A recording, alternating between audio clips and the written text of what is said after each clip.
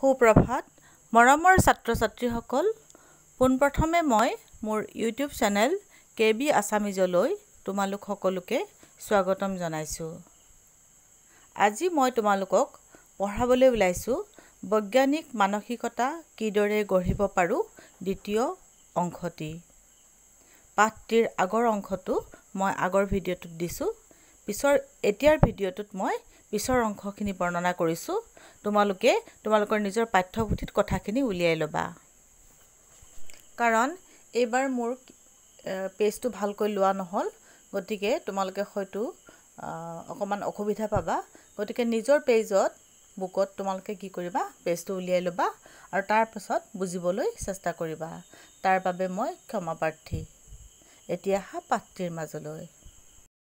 মৰমৰ ছাত্ৰ ছাত্ৰীসকল, এতিয়া আহোঁ পাঠটিৰ মাজলৈ।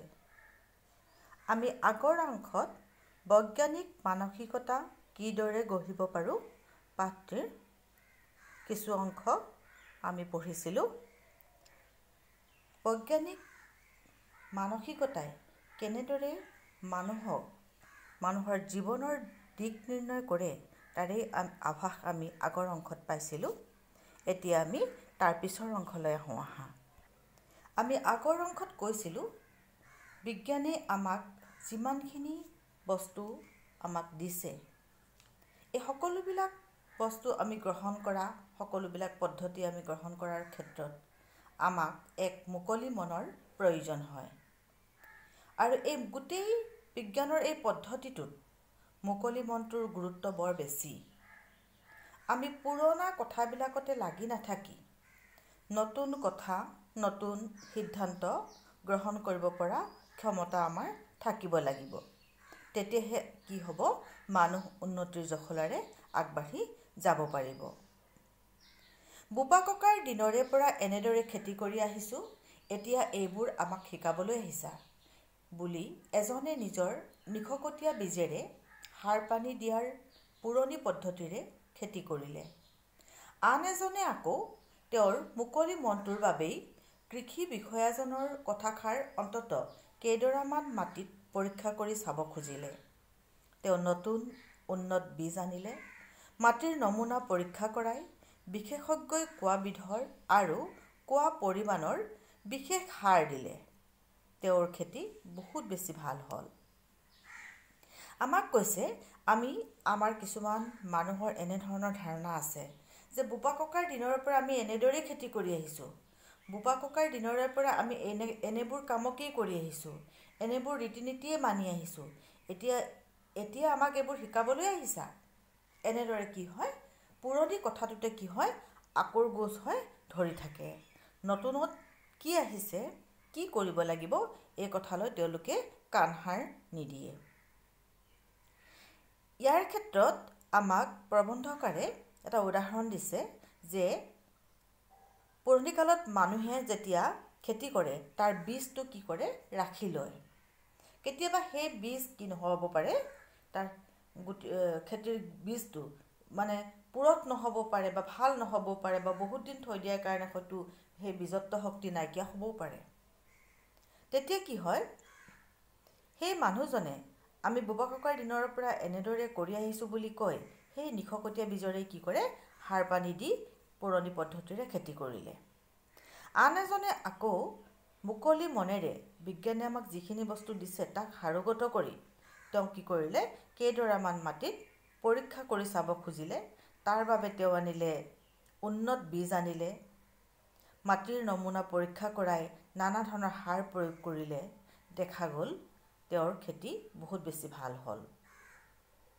এতিয়া স্বাভাৱিকতে এটা প্ৰশ্নৰ উদয় হয় যে আমি যে মাটিত যি সাৰ দিওঁ, সেই সাৰে মাটিৰ ৰাসায়নিক বিক্ৰিয়াত তাৰতম্য নঘটাবনে? এই কথাবোৰ আমি চালি জাৰি চাই আমি মুকলি মনেৰে কাম হাতত ল'ব লাগে। পুৰণি কথাটোকেই যে আকৰ গোজ হৈ ধৰি থাকিব লাগে বা পুৰণি কথাটো সম্পূৰ্ণ এৰি দি নতুনক আমি আদৰি ল'ব লাগে, এনেও কথা নহয়। কথা হৈছে, আমি পুৰণি কথাৰ মাজতে আমি বৈজ্ঞানিক পদ্ধতিৰে আমি যদি আগবাঢ়ি যাওঁ, পুৰণি কথাক ভেটি কৰি নতুন পদ্ধতি যদি তাত আমি গ্ৰহণ কৰোঁ তেতিয়াহ'লে নিশ্চয় আমি উপকৃত হ'ম। আমাক ইয়াত লিখকে এটা উদাহৰণৰ যোগেদি পুৰণি আৰু নতুনৰ মাজত এটা পাৰ্থক্য দেখুৱালে। এনেকুৱা নানা ধৰণৰ উদাহৰণ দিব পাৰি। শিশুৰ ৰোগ প্ৰতিৰোধৰ বাবে বিজ্ঞানীসকলে অনেক সাধ্য সাধনাৰ অন্তত নানা বেজী, চিটা আদি আৱিষ্কাৰ কৰিছে।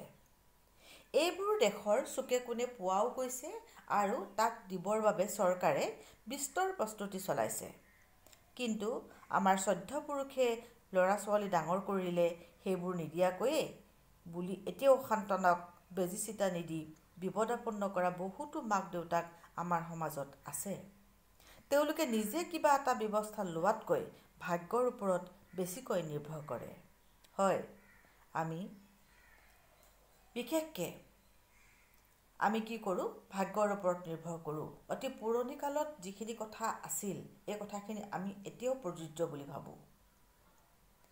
আমাৰ কি হয়, দেখা যায় শিশুসকলৰ বহুত কিছু বেমাৰ হয়। সেই বেমাৰবিলাক কি হয়, সেই ৰোগবিলাক তাৰ প্ৰতিষেধকো বৰ্তমান ওলাইছে। আৰু বিজ্ঞানে কি হৈছে, এই প্ৰতিষেধকবিলাক আৱিষ্কাৰ কৰিছে, বিভিন্ন দেশৰ প্ৰান্তে প্ৰান্তে বিয়পাই তুলিছে। এতিয়া আমি দেখা পাইছোঁ আমাৰ কৰোণা ভাইৰাছ হৈছে। কৰোণা ভাইৰাছৰ লগে লগে এই ভাইৰাছ নিৰ্মূল কৰিবৰ কাৰণে আমাক কি কৰিছে, তাৰ প্ৰতিষেধক ইনজেকশ্যনবিলাক ওলাইছে। কোনোৱে গ্ৰহণ কৰিছে, কোনোৱে গ্ৰহণ কৰা নাই। আৰু এই প্ৰতিষেধকবিলাক ৰোগ নিৰাময় কৰিবৰ বাবে বিভিন্ন ঠাইত কি হৈছে পোৱাও গৈছে আৰু চৰকাৰে সেই প্ৰতিষেধকবিলাক দিয়াৰ ব্যৱস্থাও কৰিছে। কিন্তু আমাৰ মনবিলাক যদি খুব ঠেক হয়, আমি যদি ভাবোঁ আমাৰ শ্ৰদ্ধ পুৰুষে ল'ৰা ছোৱালী এনেদৰে ডাঙৰ কৰিলে সেইবোৰ নিদিয়াকৈয়ে আমি এতিয়া দিব এইবিলাক বেজী চিটা দিমনে? এনেধৰণে কি কৰে, বহুত মাক দেউতাকে পুৰণি ৰীতি নীতিবিলাক, পুৰণি কথাবিলাক খামোচ মাৰি ধৰি ৰখাৰ কাৰণেই বহুত মাক দেউতাকে নিজৰ ল'ৰা ছোৱালীক বিপদৰ মুখলৈ ঠেলি দিয়ে। এতিয়া মন কৰিবা, এটা শিশু জন্ম হোৱাৰ লগে লগে তাক নানা ধৰণৰ প্ৰতিষেধক দিয়া হয়। বহুত মাক দেউতাকে কি কৰে, আমি এনেদৰে ডাঙৰ হৈছিলোঁ, আমাৰ মা দেউতাহঁত এনেদৰে ডাঙৰ হৈছিল, কোনো বেজী এটা নোলোৱাকৈ, এতিয়া আকৌ এইবিলাক কি ওলালে? এনেধৰণৰ নানা ধৰণৰ কথাৰ কি হয়, তেওঁলোকে ভাবি তেওঁলোকে কি কৰিব নোৱাৰে, তেওঁলোকে পুৰণিৰ দেওনাখনক, পুৰণিৰ যিখন দেওনা, সেই দেওনাখনক ফালি ওলাই আহিব নোৱাৰে। যাৰ বাবে তেওঁলোকৰ সন্তান কি হয়, ভৱিষ্যতলৈ বিপদৰ মুখামুখি হয়। গতিকে আমি কি কৰোঁ, অলপ অজ্ঞতাৰ বাবেই বা আমাৰ মনত থকা অকণমান ঠেক মনৰ মুকলি মনটো অভাৱৰ বাবেই আমি কি কৰোঁ, ভাগ্যৰ ওপৰত নিৰ্ভৰ কৰি আমি কি কৰোঁ, বহি থাকোঁ। গতিকে আমাৰ বিপদ হয়। আগতে যেতিয়া বহুতো কথাৰ কাৰ্যকাৰণৰ সম্পৰ্ক মানুহে জনা নাছিল, তেতিয়া সেইবোৰ দেৱ দেৱতা, ভূত পিশাচৰ কাণ্ড বুলি, কোনো অদৃশ্য শক্তিৰ কাৰ্য বুলি মানি লৈছিল। বৰ আই, সৰু আই আদি আই বা বসন্ত ৰোগো তেনেকৈ শীতলা দেৱী বা অন্য কোনো দেৱীৰ ৰোগতে হোৱা বুলি বিশ্বাস কৰিছিল। চোৱাচোন কথাবিলাক। হয়, যেতিয়ালৈকে কোনো এটা ঘটনা বা কাৰ্যৰ বা কোনো এক ৰোগৰ যেতিয়া কোনো কাৰ্যকৰণৰ সিদ্ধান্ত মানুহে গম নাপায়, তেতিয়ালৈকে মানুহে এইবিলাক কি বুলি ভাবে, অলৌকিক কাণ্ড বুলি ভাবে। চোৱা, মই এটা সৰু উদাহৰণ দিওঁ মোৰ ফালৰ পৰা। যেতিয়া গছৰ তলত খুব ভৰ দুপৰীয়া বা ৰাতি যেতিয়া গছৰ তলত গৰম লাগিছে বুলি আগতে মানুহ গছৰ তলত শুইছিল, তেতিয়া দেখা গৈছিল কোনো কোনো মানুহ ৰাতিপুৱা যেতিয়া মৰি থাকে, মৃত অৱস্থাত পায়, তেতিয়া তেওঁলোকে ভাবে অপদেৱতাই পাইছে, অপদেৱতাই খালে বুলি ভাবে, ভূত প্ৰেতে পালে বুলি ভাবে। প্ৰকৃতাৰ্থত যেতিয়া বিজ্ঞানে ক'লে যে গছে অক্সিজেন দিয়ে, আৰু সেই সময়ত গছে হয়তো অক্সিজেন দিয়া নাছিল, বিজ্ঞানে এনেদৰে কোৱাৰ লগে লগে কি হয়, মানুহে কথাবিলাক বুজি পালে যে এয়া ভূত প্ৰেত অপদেৱতাৰ কাৰ্য নহয়।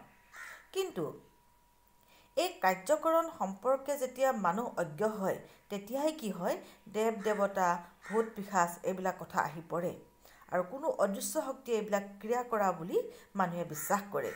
আন নালাগে, বৰ আই হয়, আমাৰ সৰু আই হয়, এই ৰোগবিলাকো মানুহে বিশ্বাস কৰে যে কি হয়, কোনো দেৱী, আমি দেৱী নামে শীতলা দেৱী বুলি কওঁ, শীতলা দেৱী বা অন্য কোনো দেৱীৰ ৰোষত কি হৈছে, দেৱীয়ে কি কৰিছে, ঠেহ পাতিছে বা দেৱীৰ ৰোষৰ বাবে কি হৈছে, এয়া হৈছে বুলি মানুহে বিশ্বাস কৰে। আৰু তেনে দেৱ দেৱী ভূত প্ৰেতক সন্তুষ্ট কৰিবলৈ তেওঁলোকে নানা পূজা, নাম, সবাহ, সৎকাৰৰ ব্যৱস্থা কৰিছিল। কিন্তু আধুনিক চিকিৎসা বিজ্ঞানীয়ে প্ৰমাণ কৰিলে যে আই বা বসন্ত ৰোগ একোবিধ অতি ক্ষুদ্ৰ ভাইৰাছ বা বীজাণুৰ দ্বাৰা সৃষ্টি হোৱা ৰোগহে। ভাইৰাছ নামৰ এই বীজাণুৰ আক্ৰমণৰ পৰা শৰীৰটোক ৰক্ষা কৰাৰ ব্যৱস্থাও তেওঁলোকে আৱিষ্কাৰ কৰিছে। অতি চমকপ্ৰদভাৱে বিজ্ঞানীসকলে গোটেই পৃথিৱীৰ পৰা বৰাই নিৰ্মূল কৰিলে। কথাবিলাক খুব গমি চাবা দেই। আমি এতিয়াও কি হয়, আই ওলালে আমি কি কৰোঁ, শীতলা দেৱীক আমি কি কৰোঁ, পূজা কৰোঁ। আমি ভাবোঁ যে আই অসন্তুষ্ট হোৱাৰ বাবেই আমাৰ দেশত কি হৈছে, ধৰা দিছে। গতিকে আমি কি কৰোঁ, আমি নানা ধৰণৰ পূজা পাতল কৰোঁ, নানা ধৰণৰ ভূত প্ৰেতক সন্তুষ্ট কৰিবৰ কাৰণে নানা ধৰণৰ পূজা, নাম, সবাহ সৎকাৰৰ ব্যৱস্থা কৰোঁ। কিন্তু আধুনিক চিকিৎসা বিজ্ঞানীয়ে প্ৰমাণ কৰি দেখুৱালে যে আই বা বসন্ত ৰোগ একোবিধ অতি ক্ষুদ্ৰ ভাইৰাছ বা বীজাণুৰ দ্বাৰা হয়, ই সংক্ৰমণো হয়। গতিকে আমি আমাৰ এই বীজাণুৰ পৰা আক্ৰমণৰ পৰা শৰীৰটোক ৰক্ষা কৰিবৰ কাৰণে আমি কি কৰা উচিত, তাৰো উপায় বিজ্ঞানীসকলে দিলে। আৰু আচৰিত কথা, এটা সময়ত এই আই, বিশেষকৈ বৰ আই, গোটেই মহামাৰীৰ ৰূপ লৈছিল। এবাৰ যে মই কৈছোঁ তোমালোকক, ই সংক্ৰমণ হয়, এজনৰ গাৰ পৰা আনজনলৈ বিয়পে। গতিকে সাৱধানতা অৱলম্বন নকৰাৰ কাৰণে তেওঁলোকে পূজা পাতল কৰিবলৈ গৈ বহুত মানুহৰ সমাগম কৰে, সেই ৰোগীক তেওঁৰ মাজত ৰাখে। গতিকে তেনেধৰণে কৰিবলৈ যাওঁতে কি হয়, তেওঁলোকৰ এই বেমাৰে কি হয়, সংক্ৰমণ হয়, গোটেই মহামাৰীৰ সৃষ্টি কৰে। প্ৰতিষেধকটো নাছিলেই যিহেতু, দেৱ দেৱীক পূজাই আছিল তেওঁলোকৰ প্ৰতিষেধক। গতিকে দেখা যায় যে চিকিৎসা বিজ্ঞানীয়ে শেষত কি হ'ল, যেতিয়া তাৰ প্ৰতিষেধক উলিয়ালে, দেখা গৈছে বৰ্তমানে যে এই আই বৰ্তমানে সম্পূৰ্ণ নিৰ্মূল কৰিব পৰাকৈ চিকিৎসা বিজ্ঞান সম্ভৱ হৈছে। আচৰিত কথা, তুমি চাবা, আমি যিমানেই কওঁ যে আই ওলালে আমি কি কৰোঁ, মেডিচিন খাওঁ বা ডাক্তৰৰ পৰামৰ্শ লওঁ, আমি এনেদৰে ভাবোঁ। কিন্তু আমাৰ সমাজত প্ৰায় 80% লোকেই, যদি 80% লোকেই কি কৰে, যিমান কি কয় এইটো, ঔষধ পাতিৰ ব্যৱস্থা কৰিলেও, ডাক্তৰৰ পৰামৰ্শ ল'লেও তেওঁলোকে কিন্তু ঘৰত পূজা এভাগ নপতাকৈ নাথাকে, আই সকাম নপতাকৈ নাথাকে। আনকি তেওঁৰ স্বামী যদি ডাক্তৰ হয়, ডাক্তৰে কি কৰিব, নিজৰ সন্তানটোক চাই মেলি ঔষধ দি যাব, আৰু তেওঁ গুচি যোৱাৰ পিছতেই মাকে কি কৰিব, চাকি বন্তি এগছি জ্বলাই শীতলা দেৱীক পূজা কৰি দুখ নধৰিবলৈ খাটিব। এনে উদাহৰণ বহুত আছে। সৰু আই আৰু মাজু আই ৰোগ এতিয়াও আছে, কিন্তু এতিয়া সকলো নিশ্চিত যে এই দুই ৰোগো ভাইৰাছৰ পৰা হয়। বৰ আইটো প্ৰায় নিৰ্মূল হ'লেই, খুব কম, 100জনত 5জন হয়তো বৰ আইৰ দ্বাৰা আক্ৰান্ত হয়। সৰু আই আৰু মাজু আই ৰোগ এতিয়াও আছে, কিন্তু এই ৰোগ যে প্ৰতিষেধক আছে বা এই ৰোগ যে নিৰ্মূল কৰিব পৰা যায়, এই ৰোগ ক্ষুদ্ৰ ভাইৰাছৰ দ্বাৰা হয়, এই কথা মানুহৰ বৰ্তমানে জ্ঞাত। আমি যে আই ওলালে গোসানীৰ নাম ধৰোঁ বা গোপিনী সবাহ পাতোঁ, সেয়া একেবাৰে ধৰ্মীয় অনুষ্ঠানহে, ৰোগটোৰ লগত তাৰ কোনো সম্পৰ্ক নাই। কিন্তু ৰোগীৰ ঘৰত নাম পাতি মাহ প্ৰসাদ দিলে বা তাৰ জৰিয়তে নানা ধৰণৰ পৰ্ব পাতিলে, তাৰ জৰিয়তে বা ৰোগী অথবা পৰিচৰ্যা কৰোঁতাসকলৰ সংস্পৰ্শলৈ অহাৰ ফলত আন মানুহৰ গালেও এই ভাইৰাছ বিয়পিব পাৰে। আমি কি কৰোঁ, যেতিয়া আই ওলায় তেতিয়া আমি কি কৰোঁ, বন্তি এগছি জ্বলাই, আইৰ নামত আমি বন্তি এগছি জ্বলাওঁ, আৰু যেতিয়া 3 দিন হয় বা 7 দিন হয়, এনেকুৱা এটা বেজুৰীয়া দিনত আমি কি কৰোঁ, আইৰ নাম পাতোঁ, মাহ প্ৰসাদ দিয়া হয়। সৰু সৰু ল'ৰা ছোৱালীক মাতি পেলাই সেই আইৰ সন্তুষ্টিৰ কাৰণে পূজা দিয়া হয়। কিন্তু আমাক কৈছে যে আমি যে গোসানীৰ নামত পূজা পাতোঁ, সবাহ পাতোঁ, এইবিলাক একোটা ধৰ্মীয় অনুষ্ঠান। এইবিলাক ৰোগৰ লগত কোনো সম্পৰ্ক নাই। গতিকে ৰোগীৰ ঘৰত এই নাম সবাহ পাতি আমি মানুহৰ সমাগম কৰি বা সেই ল'ৰা ছোৱালীকেইটাক যিকেইটা ল'ৰা ছোৱালীক পূজাৰ বাবে মাতি অনা হয় তেওঁলোকক ৰোগীৰ সংস্পৰ্শলৈ অহাৰ ফলত বা পৰিচৰ্যা কৰোঁতাসকলৰ সংস্পৰ্শত কি হয়, আন মানুহৰ গালেও এই ৰোগ বিয়পিব পাৰে। বৰঞ্চ আমি কি কৰিলোঁ, তাৰমানে আমি এই কামটো কৰিলোঁ যে এজন ৰোগীৰ পৰা আন 10জন ৰোগীলৈ সুস্থ মানুহলৈ এই ৰোগটো আমি কি কৰিলোঁ, বিয়পাই দিলোঁ। আগতে যেতিয়া আমি আই ওলোৱাৰ কাৰণ ভালদৰে বুজি পোৱা নাছিলোঁ তেতিয়া কথাবোৰ অলপ বেলেগ আছিল। এতিয়া ভাইৰাছ আৰু এই ৰোগৰ পোনপটীয়া সম্বন্ধৰ কথা জনাৰ পিছতো আমি বাৰু আমাৰ পূৰ্বৰ আচৰণ সলাব নোৱাৰোঁনে? ৰোগীৰ ঘৰত গোপিনী সবাহ বা নাম প্ৰসংগ পাতি তালৈ শিশুসকলকো মাতি আনি আমি তেওঁলোকক ৰোগৰ কাৰক বিলাই দিয়াৰ অধিকাৰ আমাৰ আছেনে? এতিয়া আমি কথাবিলাক মুকলি মনেৰে চাবৰ হ'ল। হয়, অতীজৰে পৰা আমি যি নিয়ম মানি আহিছোঁ এই নিয়ম আমি তাৰ ব্যতিক্ৰমে যাব নোৱাৰোঁ। হয়, এই নিয়ম কাৰণ আমাৰ সামাজিক যিবিলাক ধৰ্মীয় অনুষ্ঠান এই অনুষ্ঠানৰ যোগেদিহে এখন সমাজ বৰ্তি থাকে। গতিকে আমি হঠাৎ আমি কি কৰিব নোৱাৰোঁ, এই নিয়মৰ ব্যতিক্ৰম আমি কৰিব নোৱাৰোঁ বা ব্যতিক্ৰমে আমি যাব নোৱাৰোঁ। কিন্তু এটা কথা জনা দৰকাৰ যে মুকলি মন এটাৰে যদি আমি কথাবোৰ ভাবোঁ, যেতিয়া আগতে প্ৰতিষেধক ওলোৱা নাছিলে তেতিয়া মনৰ শান্তিৰ কাৰণে বা নিজৰ অন্তৰক বিশ্বাস জনাবলৈ আমি দেৱ দেৱীক অৰ্চনা কৰিছিলোঁ, পূজা সেৱা কৰিছিলোঁ, আই সভা পাতিছিলোঁ, শীতলা দেৱীৰ পূজা পাতিছিলোঁ, বিভিন্ন কাৰ্যকৰণ আমাৰ মাজত আছিল। কিন্তু এতিয়া আমি কথাটো বুজি পাইছোঁ যে এয়া এটা বেমাৰ, এইটো এটা ক্ষুদ্ৰ ভাইৰাছৰ দ্বাৰা আক্ৰান্ত হৈ পেলাইহে এয়া হয়। এই কথাটো জনাৰ পিছত আমি বাৰু আমাৰ পূৰ্বৰ ধাৰণা বা পূৰ্বৰ আচৰণবিলাক আমি সলনি কৰিব নোৱাৰোঁনে বাৰু? এবাৰটো কৰি চাওঁ। কিন্তু তাৰ বিপৰীতে আমি ঘৰতে গোপিনী সবাহ পাতোঁ, নাম প্ৰসংগ পাতি আমি কি কৰোঁ, অন্যান্য শিশুসকলকো বিপদৰ মুখলৈ আমি ঠেলি দিওঁ। এই অধিকাৰ আমাক কোনে দিলে? আমি কথাবিলাক অলপ মুকলি মনেৰে আমি চিন্তা কৰি চোৱাটো অতি প্ৰয়োজন। আমাৰ দাঁতত পোকে ধৰে। এই পোকবোৰ আমি বহুতে ভবাৰ দৰে বিৰাট কিবা একোটা নহয়, সেইবোৰ অনুজীৱহে, চকুৰে নমনি। এই কথা জনাৰ পিছত কোনোবা বেজবৈদ্য আহি কলপাত কচুপাতৰ ওপৰত তোমাৰ দাঁতৰ পৰা পোক উলিয়াই দেখুৱাই দিলে তুমি বাৰু বিশ্বাস কৰিবানে? হয়, আমাৰ মাজত এতিয়াও এনেধৰণৰ ঘটনা হৈ আছে। আমাৰ যে দাঁতত পোকে ধৰে, আমি তেতিয়া কি কৰোঁ? ডাক্তৰৰ ওচৰলৈ যাব লাগে নে বেজৰ ওচৰলৈ যাব লাগে? আমি ডাক্তৰৰ ওচৰলৈ নগৈ আমি কাৰ ওচৰলৈ যাওঁ? বেজৰ ওচৰলৈ যাওঁ। বেজে কি কৰে, সেই পোকবোৰ, দাঁতত থকা পোকবোৰ এখন কলপাত কচুপাতত উলিয়াই পেলাই কি কৰে দেখুৱায়। এতিয়া তেওঁলোকৰ কাৰ্যকৰণ একেবাৰে যে মিছা এনেকুৱাও নহয়। তেওঁলোকে দাঁতত কি কৰে, মই জনামতে তেওঁলোকে এবিধ গছৰ পাতৰ ৰস দিয়ে। সেই পাতবিধ বৰ উগ্ৰ। তেতিয়া কি হয়, দাঁতত যেতিয়া পোক থাকে সেই উগ্ৰ গন্ধত থাকিব নোৱাৰি সেই পোক ওলাই আহে। সিও এটা কাৰণ হ'ব পাৰে। 2 নম্বৰ কাৰণটো হ'ব পাৰে যে তুমি চাবাচোন, যেতিয়া তুমি তামোল পাণ লৈ যেতিয়া বেজৰ ওচৰলৈ যাবা, বেজে কি কৰে, আগতীয়াকৈ সেই পোক কি কৰি ৰাখে, গোটাই ৰাখে। আৰু কি হয়, কলপাতত সেই পোকটো কায়দাৰে কি কৰে, তেওঁ পোকটো দেখুৱাই মানে ৰোগীক বা ঘৰৰ মানুহক আশ্বস্ত কৰে যে দাঁতৰ পৰা পোক উলিয়াই দেখুৱালে বুলি। গতিকে আমি যদি, বিজ্ঞানে আমাক কি কৈছে? বিজ্ঞানে কৈছে দাঁতত থকা পোকবোৰ আমি ভবাৰ দৰে বিৰাট কিবা একো নহয়। এইবিলাক চকুৰে নেদেখা কিছুমান অনুজীৱহে, যিবিলাক আমি চকুৰে দেখি নাপাওঁ। কিন্তু এই কথা জনাৰ পিছতো কোনোবা বেজবৈদ্য আহি কলপাত কচুপাতৰ ওপৰত তোমাক যেতিয়া পোক উলিয়াই দেখুৱাব, তুমি বিজ্ঞানৰ যুগত, বিজ্ঞানৰ শিখৰত থিয় দি তুমি এতিয়া এইবিলাক কথা বিশ্বাস কৰাটো যুগুত হ'বনে বাৰু?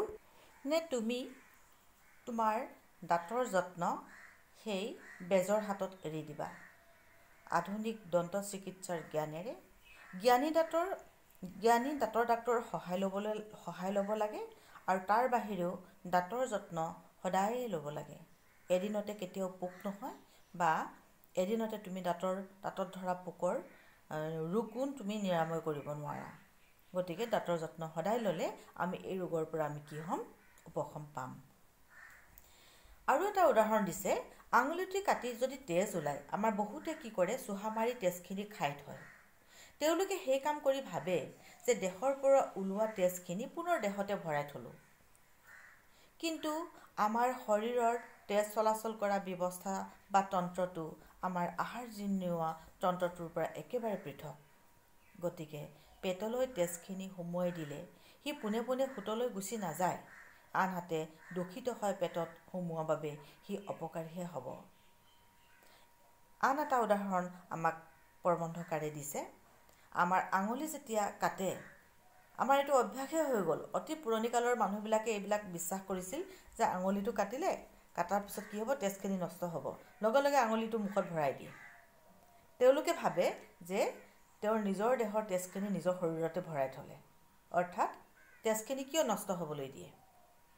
কিন্তু এইটো কথা সেই সময়ৰ মানুহে নাজানে যে আমাৰ শৰীৰৰ তেজ চলাচল কৰাৰ যিটো ব্যৱস্থা বা তন্ত্ৰ, এই তন্ত্ৰটো সম্পূৰ্ণৰূপে আমাৰ পাকস্থলী, য'ত আমাৰ আহাৰ জিৰ্ণোৱা তন্ত্ৰটো, এই দুটাৰ মাজত কমপ্লিট বেলেগ, সম্পূৰ্ণৰূপে পৃথক।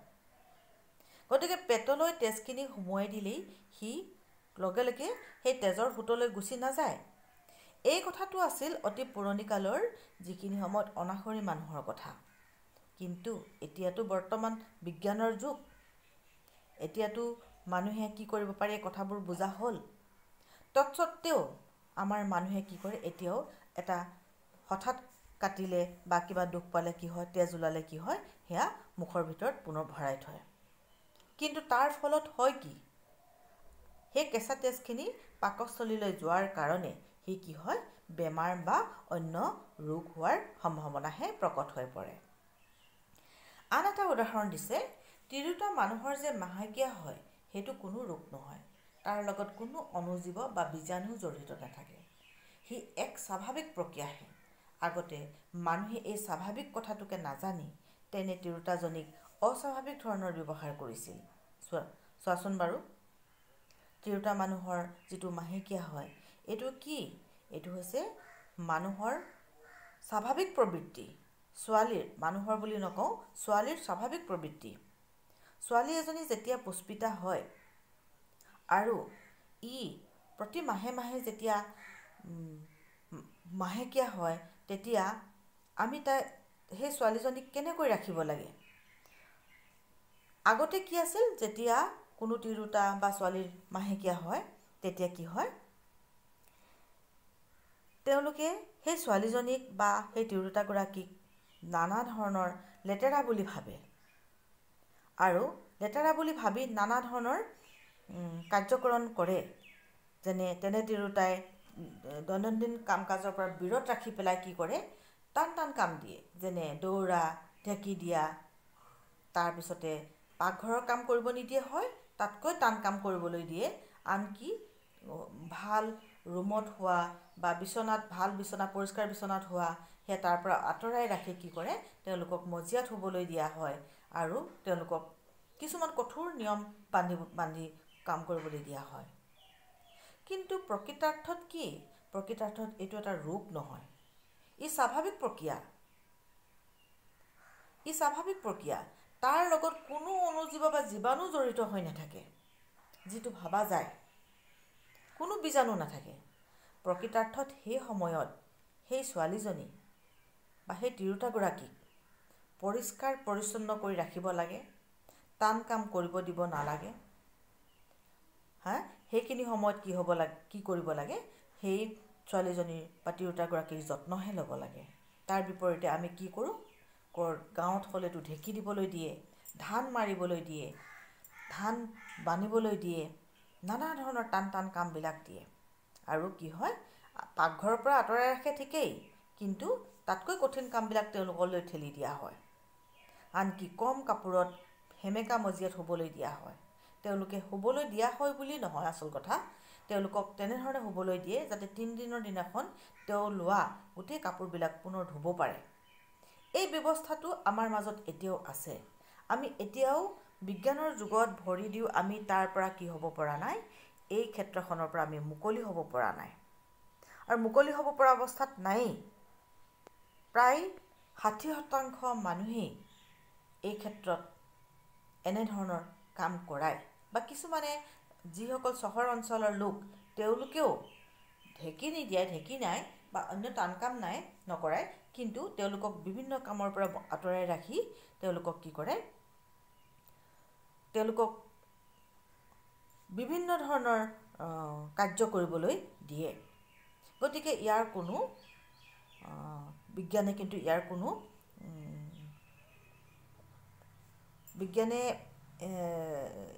এনে ক্ষেত্ৰত বিজ্ঞানে কিন্তু কি কৰে মানি নলয়। ই তিৰোতাগৰাকীৰ ক্ষেত্ৰত কোনো বীজাণু নাথাকে, বৰঞ্চ বাহিৰৰ বীজাণুৰ পৰা যাতে তিৰোতাগৰাকীক আঁতৰাই ৰাখিব লাগে এই ক্ষেত্ৰতহে সাৱধানতা অৱলম্বন কৰিব লাগে। বিশুদ্ধ খোৱাপানীৰ অভাৱ বা অস্বাস্থ্যকৰ পৰিৱেশৰ বাবে আমাৰ বহুতো গাঁও ভূঞে আৰু বহুতো অঞ্চলত ডায়েৰিয়া, মেলেৰিয়া, জণ্ডিছ আদি নানা ৰোগ যেতিয়াই তেতিয়াই য'তে ত'তে হয়। এইবোৰ ৰোগৰ নিৰ্দিষ্ট কাৰণ আছে আৰু প্ৰতিষেধক চিকিৎসাৰো বৈজ্ঞানিক উপায় আছে। কোনো যাদু মন্ত্ৰ বা তাবিজ বিভূতিৰে এইবোৰ ৰোগৰ সৃষ্টি কৰিবও নোৱাৰি বা নিৰাময়ো কৰিব নোৱাৰি। কিন্তু কিছুমান চতুৰ আৰু স্বাৰ্থপৰ মানুহে কিছুমান পৰিয়াল বা লোকক, বিশেষকৈ কিছুমান দুখীয়া তিৰোতাক ডাইনী আখ্যা দি অত্যাচাৰ আৰু হত্যাও কৰে। ইয়াতকৈ অমানৱীয় আৰু নিকৃষ্ট কথা কি থাকিব পাৰে? আমাক কৈছে বিশুদ্ধ খোৱাপানীৰ আৰু অভাৱ বা অস্বাস্থ্যকৰ পৰিৱেশত থকাৰ বাবে গাঁও অঞ্চলত কি হয়, বিশেষকৈ ডায়েৰিয়া হয়, মেলেৰিয়া হয়, জণ্ডিছ হয়। এই ৰোগবিলাক যেতিয়া তেতিয়া হয়, কেতিয়াবা হয়তো প্ৰকৃতিৰ কাৰণে, বানপানীৰ কাৰণে বা বিভিন্ন সময়ত অস্বাস্থ্যকৰ পৰিৱেশত থকাৰ কাৰণে কি হয়, এই ৰোগবিলাক হয়।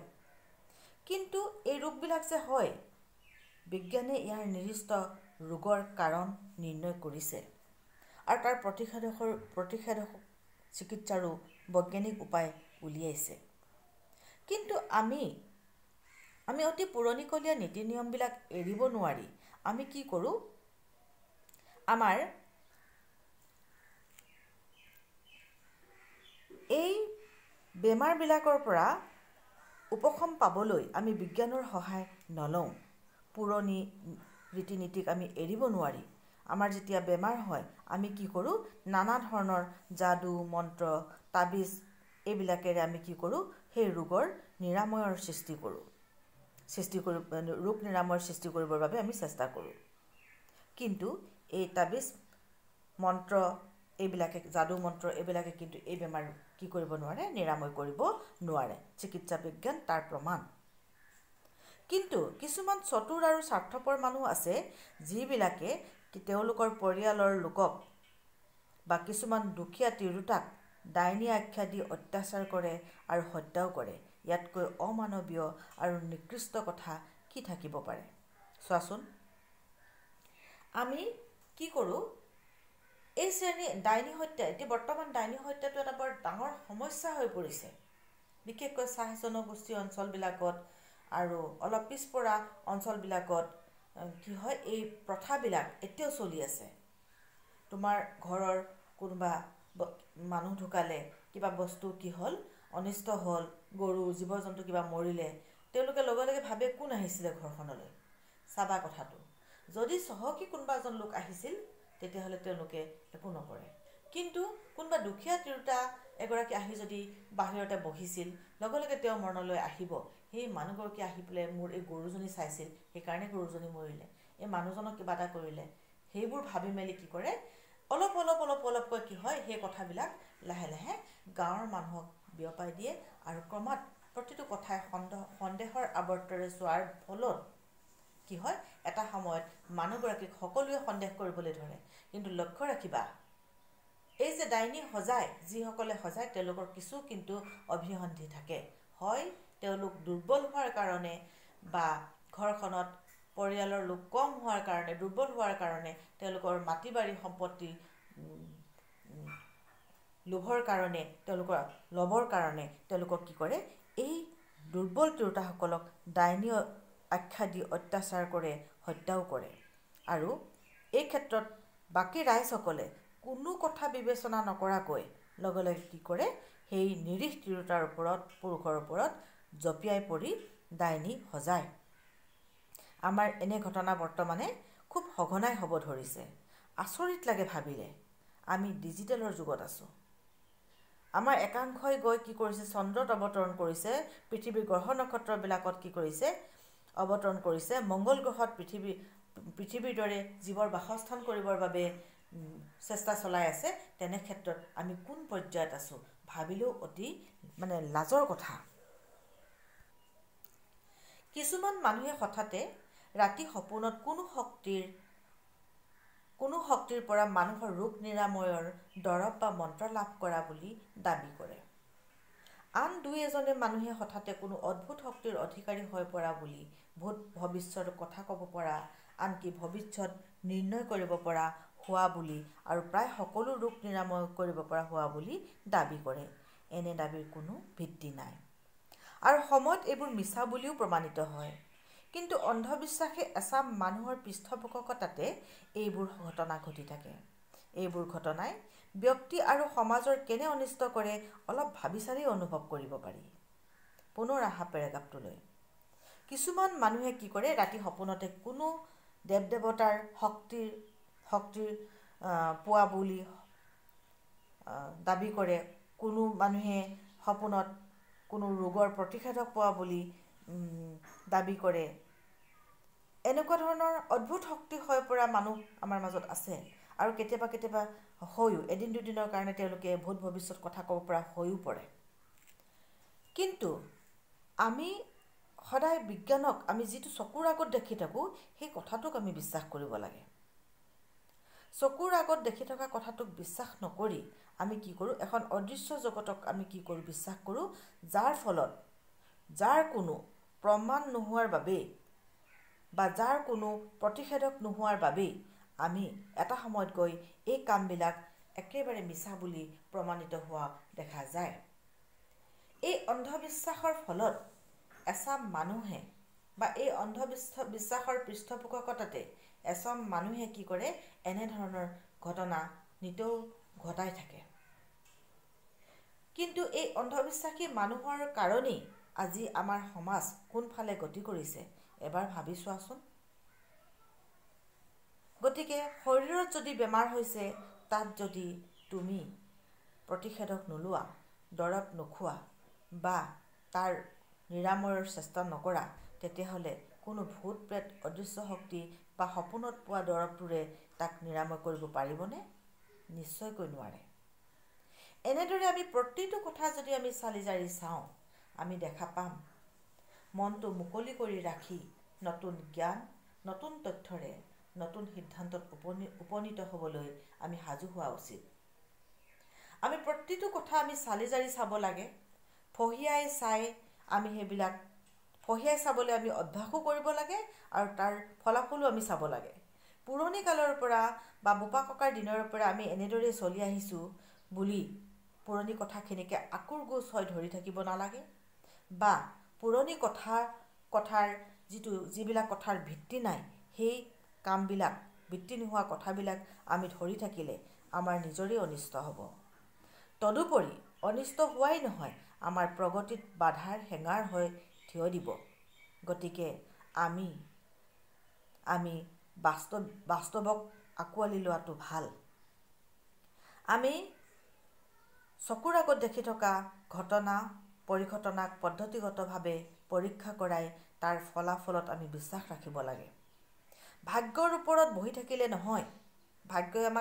ভাগ্যৰ ওপৰত যদি আমি নিৰ্ভৰ কৰি মোক বাছনি চোৱাওঁতে, মোক মংগল চোৱাওঁতে কৈছে মই ডাক্তৰ হ'ম, তুমি যদি নপঢ়া তুমি কেনেকৈ ডাক্তৰ হ'বা?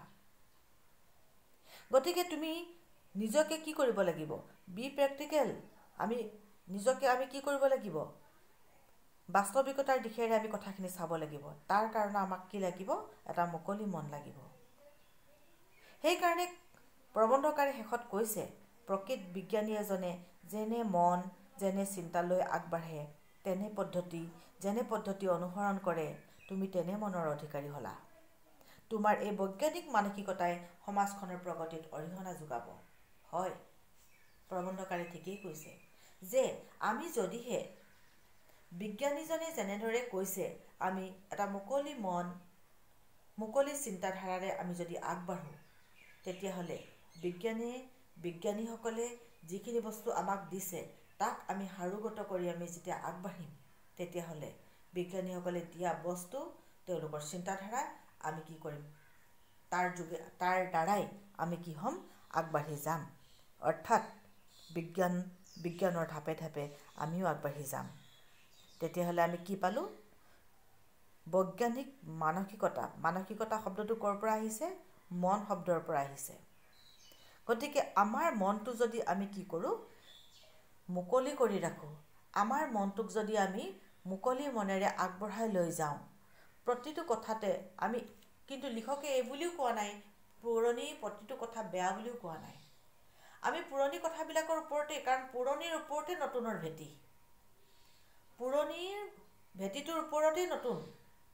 গতিকে পুৰণি কথাখিনিক আমি চালি জাৰি চাব লাগে। যিখিনি কথাই আমাৰ অনিষ্ট কৰে এই কথাখিনি আমি বৈজ্ঞানিক দৃষ্টিৰে চিন্তা কৰিব লাগে।